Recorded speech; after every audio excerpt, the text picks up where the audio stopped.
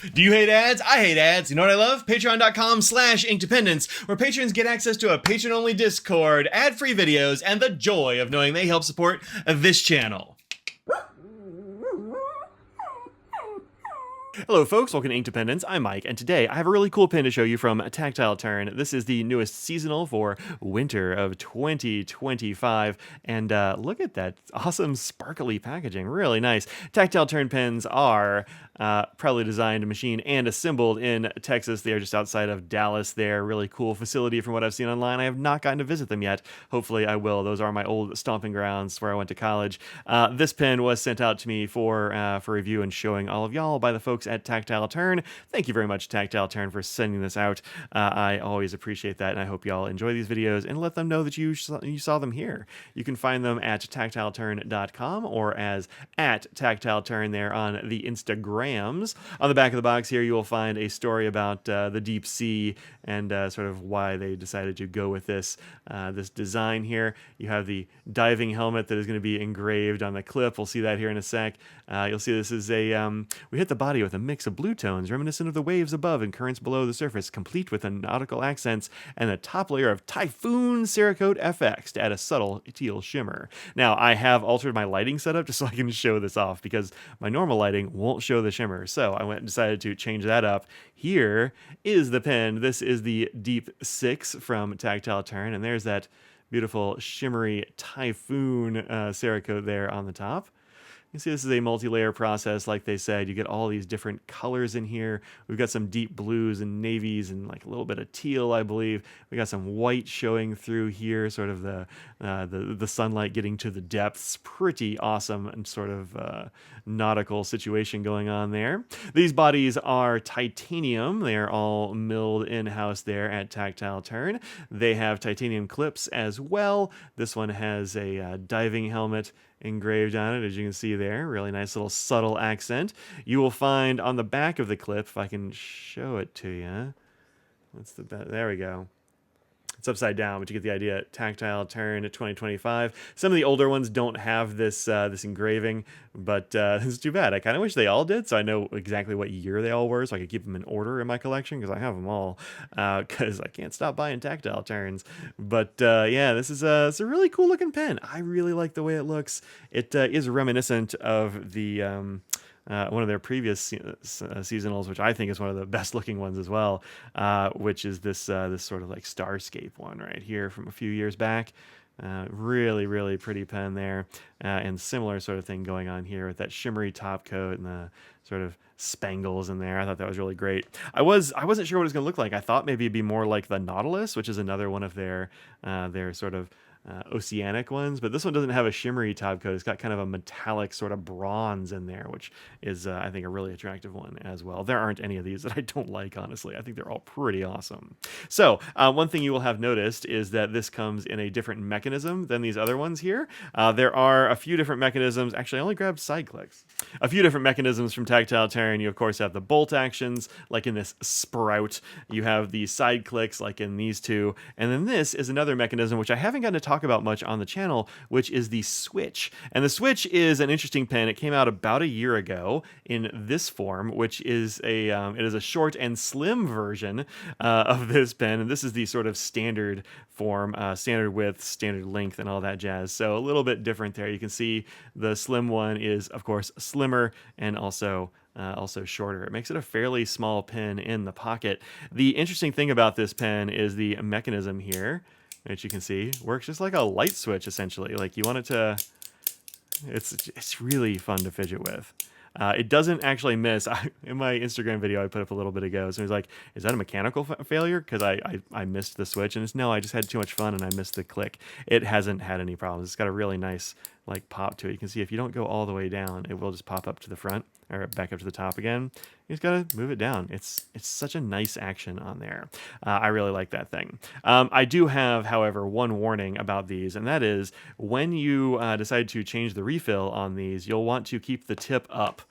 Keep the tip up. That is real important. I mean, it's not like an unrecoverable situation if you don't, but it is important to keep the tip up because this mechanism here is not really held in place back here, and it will come out the front. So if you open up the nose cone and go like this, all these parts will fall out. I mean, it's really just two parts. It's this little carrier here, and then it's the switch itself.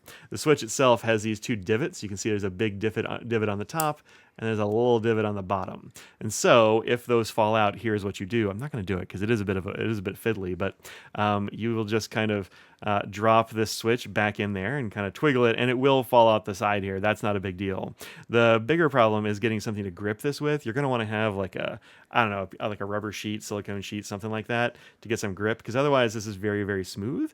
To rotate it so that the little divot is on the bottom and the big divot's on the top, and then you drop this little carrier right here. You see it has a little post on it. There's a little post on the top and bottom. That's kind of what's got this.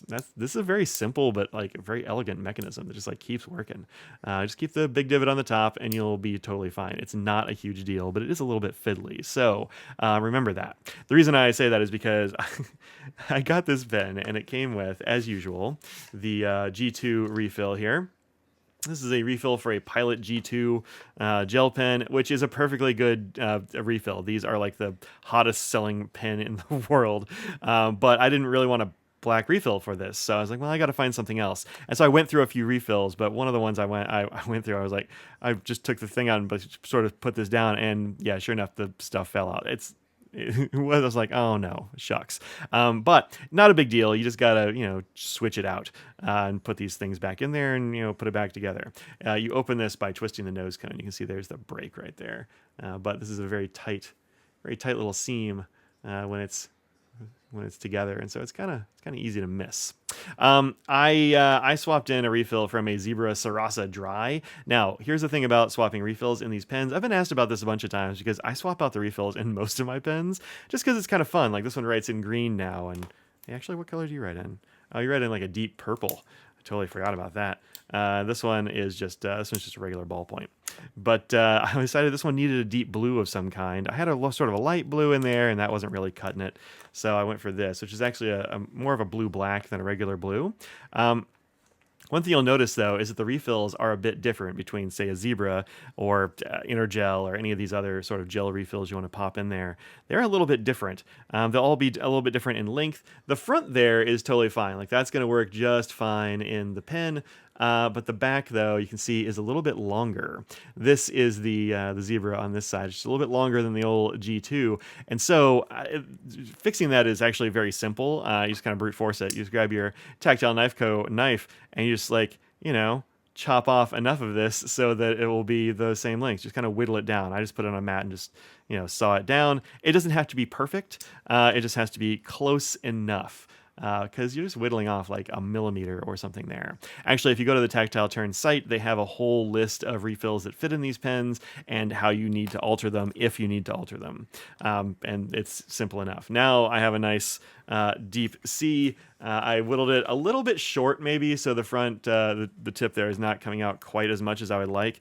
I kind of would rather it came out a little bit more, but that's on me. I just cut it a little bit deep, and that's okay. But now it's a very nice sort of darker blue. Not exactly a blue-black, it's sort of in the middle there, but really nice, and I think that fits the color and vibe of this pen pretty well.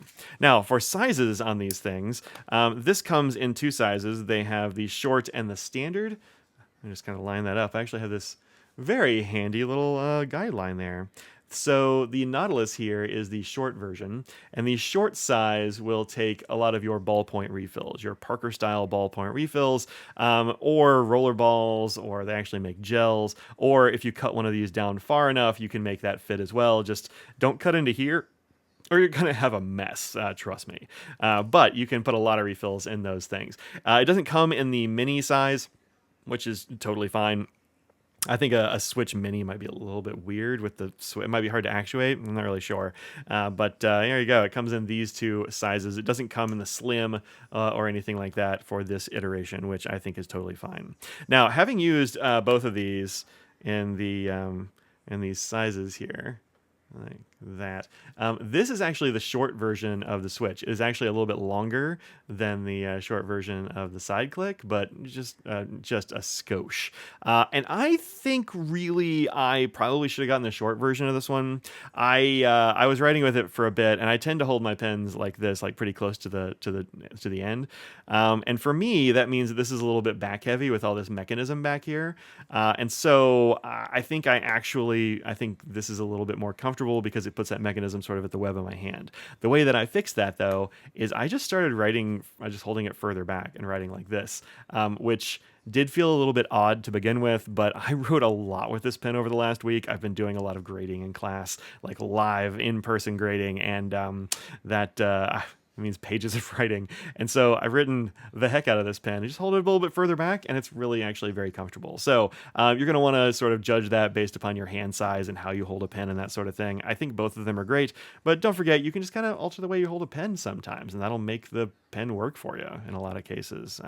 I really like this mechanism. I think it's fun, just with that caveat. Tip up. Keep that tip up when you are unscrewing the nose, kind of like changing out the refill. That's all there is to it. Otherwise, this pen is just like basically, I mean, maintenance free. I've had this one for a year. You can tell the difference in the little knob there. That is a brass switch, and it is well tarnished on my old original, and pretty shiny and new still on this one, despite having had it for a week or so. I haven't corroded that thing down yet, or tarnished it, or given it patina, as we say, but it will eventually get a little patina on it. You can polish that if you want. I probably won't. I'll probably just let it go and let it, patina on its own, because I think that's a lot of fun. All right, there you go. That's the Switch, the Deep Sea. I keep wanting to call it the Deep Six. I think that would have been a fun name. Maybe they'll do that one next. But this has been a great pen, and I'm gonna keep enjoying this thing. You'll be seeing it on my various feeds and stuff because it's a lot of fun. So check out the Switch. I think it's a really cool mechanism. It is very fidgety. It's a little bit on the loud side.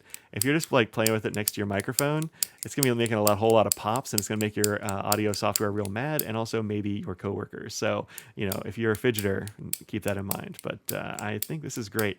It's so fun to mess with, and it works beautifully. So check these out. You'll find them, as I said, until December 31st. They are $159, which is a little bit higher than some of the other seasonals, but it's also a whole different mechanism and stuff like that. So it's not that bad. So check them out there. Look at this this beautiful finish there, and enjoy having a little bit of the sea in your pocket. And I'll see y'all in another video soon. Until then, think about what you put out in the world. Make it a better place. Peace out, everybody.